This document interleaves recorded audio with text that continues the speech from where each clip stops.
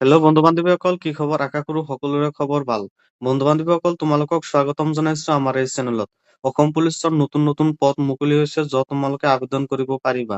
বন্ধু-বান্ধৱীসকল, এই অসম পুলিচত আবেদন কৰাৰ কাৰণে তোমালোকৰ কি কি যোগ্যতা লাগিব বা তোমালোকৰ বয়সৰ সীমা কিমান হ'ব লাগিব বা তোমালোকৰ চিলেকশ্যন প্ৰচেছ কেনেকুৱা বা তোমালোকৰ ডকুমেন্টছ ভেৰিফিকেশ্যন কেনেকুৱা হ'ব, তাৰপিছত তোমালোকৰ ফিজিকেল টেষ্ট কেনেকুৱা হ'ব, তাৰপিছত তোমালোকৰ ল'ৰা আৰু ছোৱালী দুয়োজনৰ বাবে ৰানিং কিমান মাৰিব লাগিব, তাৰপিছত চাইন আপ কিমান মাৰিব লাগিব, এই সকলোবোৰ এই ভিডিঅ'টোৰ জৰিয়তে আমি আলোচনা কৰিম। যিসকল বন্ধু বান্ধৱীয়ে অসম পুলিচত আবেদন কৰিবলৈ বিচাৰিছে, সেইসকল ল'ৰা ছোৱালী আমাৰ চেনেলটো ছাবস্ক্ৰাইব কৰি ৰাখিব, কিয়নো নতুন নতুন আপডেট আমি এই চেনেলত দি থাকো। বন্ধু বান্ধৱীসকল, ভিডিঅ'টো যদি ভাল লাগে তেতিয়াহ'লে এটা লাইক কৰি চেনেলটো ছাবস্ক্ৰাইব কৰি দিব। এতিয়া অহা বন্ধু বান্ধৱীসকল, আমি অসম পুলিচৰ বিষয়ে অলপ আলোচনা কৰো। আমি মাথোন ইয়াতে অসম পুলিচৰ এবি আৰু ইউবিৰ বিষয়েহে আলোচনা কৰিম। এবি মানে কি বা ইউবি মানে কি, বা এবিত যোগদান কৰিবলৈ তোমালোকৰ কি কি লাগিব, বা ইউবিত যোগদান কৰিবলৈ তোমালোকৰ কি কি লাগিব, বা বয়স কিমান হ'ব লাগিব, বা তোমালোকৰ শিক্ষাগত অৰ্হতা কিমান হ'ব লাগিব, এই সকলোবোৰ এই ভিডিঅ'টোৰ জৰিয়তে আমি আলোচনা কৰিম। তো বন্ধু বান্ধৱীসকল, আহা আমি ভিডিঅ'টো আৰম্ভ কৰো। প্ৰথমতে আমি এবিৰ বিষয়ে অলপ কওঁ। এবি মানে কি? এবি মানে হ'ল তোমালোকৰ আৰ্ম ব্ৰাঞ্চ, মানে য'ত তোমালোকৰ হাতিয়াৰ ইউজ কৰা হয়। এতিয়া অহা বন্ধু বান্ধৱীসকল, এবিৰ কাম কি? এবিৰ কাম হৈছে তোমালোকক, এবি বিলাকক যিসকল ল'ৰা ছোৱালীয়ে এবিত পাছ কৰে, সেইসকল ল'ৰা ছোৱালীক এটা কেম্পত ৰখা হয়। এটা কেম্পত ৰখাৰ পিছত ধৰা হ'ল তোমালোকৰ কৰবা ঠাইত এজন মিনিষ্টাৰ আহিব বা এজন বিজনেচমেন আহিব, তাত 50টা মান কনষ্টেবল লাগে। লগে লগে সেই এবি বিলাক কেম্পৰ পৰা 50টা কনষ্টেবল তালৈকে পঠাই দিয়ে। এতিয়া অহা বন্ধু বান্ধৱীসকল, ইউবি মানে কি?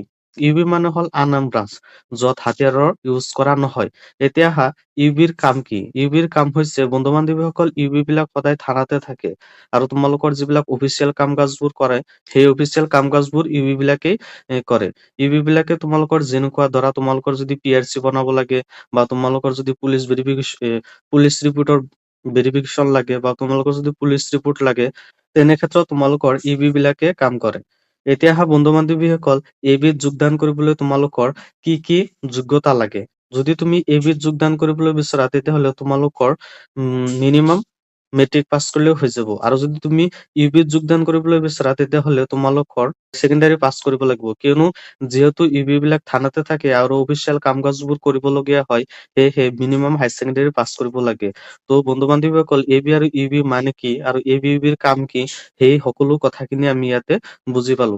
এতিয়া অহা আমাৰ যিটো নতুন পোষ্ট মুকলি হৈছে, এই পোষ্টৰ বিষয়ে অলপ আলোচনা কৰো, আৰু তোমালোকৰ ল'ৰা আৰু ছোৱালী দুয়োৰ বাবে কিমান ৰানিং কৰিব লাগিব বা কিমান চাইন আপ মাৰিব লাগিব, এই সকলোবোৰ এই ভিডিঅ'টোৰ জৰিয়তে আমি আলোচনা কৰিম।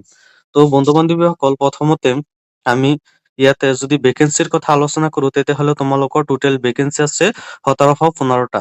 মানে এবি আৰু ইউবি মিলি তোমালোকৰ টোটেল ভেকেঞ্চি আছে 1715টা। আৰু যদি তোমালোকৰ কনষ্টেবল ইউবিৰ বিষয়ে যদি আলোচনা কৰো, তেতিয়াহ'লে তোমালোকৰ 1552টা তোমালোকৰ ইয়াতে পোষ্ট আছে। আৰু কনষ্টেবলত তোমালোকৰ ইয়াতে পোষ্ট আছে 663টা, মানে তোমালোকৰ এবিৰ পোষ্ট আছে 663টা পোষ্ট ইয়াতে আছে। আৰু এইটো তোমালোকৰ অৰ্গেনাইজেচন কৰিছে তোমালোকৰ আসাম পুলিচ ডিপাৰ্টমেন্টৰ পৰা। আৰু বন্ধু বান্ধৱীসকল, ইয়াতে যদি তুমি আবেদন কৰা আৰু যদি তুমি মেৰিট লিষ্টত নাম আনিব পাৰা, তেতিয়াহ'লে তোমালোকৰ 14,000ৰ পৰা 70,000লৈকে তোমালোকৰ দৰমহা থাকিব। লগতে তোমালোকৰ গ্ৰেড পে থাকিব 5,600। আৰু তোমালোকৰ ইয়াতে পোষ্ট ৱাইজ তোমালোকৰ দৰমহাবিলাক বেলেগ বেলেগ হ'ব। এতিয়া অহা বন্ধু বান্ধৱীসকল, আমি আলোচনা কৰো বয়সৰ কথা। ল'ৰা আৰু ছোৱালী দুয়োৰ বাবে আমি যিহেতু আলোচনা কৰি আছো, সেয়েহে বন্ধু বান্ধৱীসকল, তোমালোকে যদি অসম পুলিচৰ এবি আৰু ইউবিত আবেদন কৰিবলৈ বিচৰা, তেতিয়াহ'লে তোমালোকৰ ন্যূনতম বয়স লাগিব 18 বছৰ, আৰু মেক্সিমাম বয়স হ'ব লাগিব 25 ইয়াৰ্ছ। মানে তোমালোকৰ 25 বছৰৰ ওপৰত হলে তুমি এইখনত আবেদন কৰিব নোৱাৰিবা। আৰু তোমালোকৰ এইটো টাৰ্মছ এণ্ড কণ্ডিশ্যন ধৰি দিছে, তোমালোকৰ 1-1-2001 পৰা 1-1-2008 চনৰ ভিতৰত তোমালোকৰ 18 বছৰৰ পৰা 25 বছৰ হ'ব লাগিব। ইয়াৰ ওপৰত বা যদি তোমালোকৰ তলত হয়, তেতিয়াহ'লে তোমালোকৰ নহ'ব, বা ইয়াতে তোমালোকে আবেদনখন কৰিব নোৱাৰিবা। এতিয়া আহা বন্ধু-বান্ধৱীসকল, তোমালোকে যদি অসম পুলিচৰ এবি আৰু ইউবিত যদি তুমি আবেদন কৰিবলৈ বিচৰা, তেতিয়াহ'লে তোমালোকৰ কেটেগৰী ৱাইজ তোমালোকৰ হাইট কিমান হ'ব লাগিব। তুমি যদি জেনেৰেল, OBC আৰু MOBC মেল হোৱা, যদি তুমি পুৰুষ জেনেৰেল, MOBC বা OBC হোৱা, তেতিয়াহ'লে তোমালোকৰ বাবে লাগিব 162.5 চেণ্টিমিটাৰ। আৰু যদি তুমি ফিমেল হোৱা, তেতিয়াহ'লে তোমালোকৰ হাইট লাগিব 154 চেণ্টিমিটাৰ।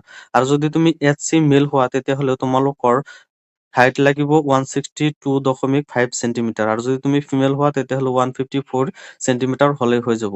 আৰু যদি তুমি ST আৰু STH হোৱা, তেতিয়াহ'লে তোমালোকৰ মেলৰ বাবে লাগিব 160 চেণ্টিমিটাৰ আৰু ফিমেলৰ বাবে লাগিব 152 চেণ্টিমিটাৰ।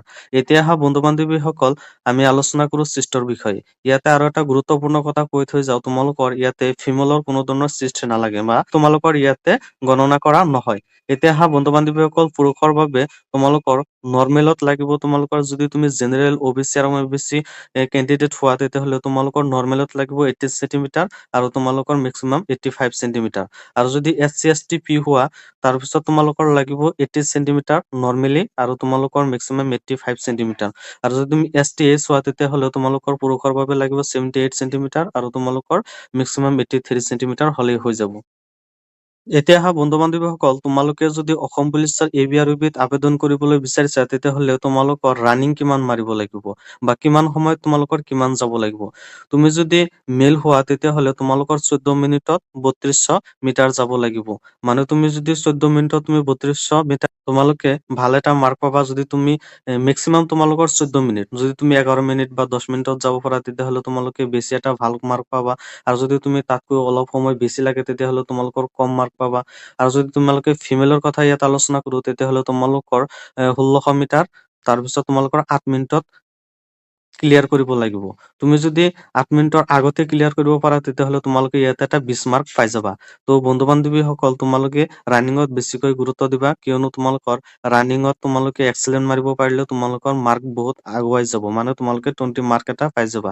এতিয়া আহা বন্ধু-বান্ধৱীসকল, তোমালোকে যদি লং জাম্পৰ বিষয়ে আলোচনা কৰো বা তোমালোকে যদি মেল আৰু ফিমেলৰ বিষয়ে যদি লং জাম্পৰ বিষয়ে আলোচনা কৰো, তেতিয়াহ'লে তোমালোকৰ ইয়াতে লং জাম্প মাৰিব লাগিব 3টা। মেলৰ বাবে যাব লাগিব 335 চেণ্টিমিটাৰ। তোমালোকৰ 3টা চান্স দিয়া হ'ব, মানে 3টা চান্সত তোমালোকৰ যিটো হাইয়েষ্ট যাব, সেইটো তোমালোকৰ তাতে গণনা কৰা হ'ব। চাপোজ তুমি ধৰা, তুমি ফাৰ্ষ্টত তুমি 300 চেণ্টিমিটাৰ গলা, তাৰপিছত তোমালোকৰ 250 চেণ্টিমিটাৰ গলা, তাৰপিছত তোমালোকৰ 330 চেণ্টিমিটাৰ গলা। তোমালোকৰ সেই 330 চেণ্টিমিটাৰ যিটো মেক্সিমাম বা তোমালোকৰ যিটো হাইয়েষ্ট গৈছা, তোমালোকৰ সেইটোহে গণনা কৰা হ'ব। এতিয়া তোমালোকৰ ফিমেলৰ বাবে কিমান মাৰিব লাগিব। ফিমেলৰ বাবে 3টা চান্স থাকিব আৰু তোমালোকৰ ইয়াতে 244 চেণ্টিমিটাৰ মাৰিব লাগিব, মানে ফিমেলৰ বাবে অলপ কম থাকে। এতিয়া বন্ধু-বান্ধৱীসকল, তোমালোকে চাইন আপ কিমান মাৰিব লাগিব। যদি তুমি চাইন আপৰ কথা আলোচনা কৰা, তেতিয়াহ'লে তুমি যদি 4টা চাইন আপ মাৰিব পাৰা, তেতিয়াহ'লে তুমি ডিছকুৱালিফাইড, মানে তুমি কোৱালিফাইড হ'ব নোৱাৰিবা। আৰু 4টাৰ ওপৰত মাৰিলে তোমালোকে 10 মাৰ্ক এটা পাই যাবা। আৰু যদি 5টা তুমি চাইন আপ মাৰিব পাৰা, তেতিয়াহ'লে 11 মাৰ্ক পাবা। এনেকৈ মাৰি মাৰি তুমি যদি 14টা চাইন আপ মাৰিব পাৰা, তেতিয়াহ'লে তোমালোকে 20 মাৰ্কছ পাই যাবা। চাইন আপ মাৰিবলৈ তোমালোকৰ অতি সহজে কাম, আৰু বন্ধু-বান্ধৱীসকল সকলোৱে চাইন আপ মাৰিব পাৰে। সেয়েহে 14টা যদি চাইন আপ মাৰি দিব পাৰা, তেতিয়াহ'লে তোমালোকে 20 মাৰ্কছ এটা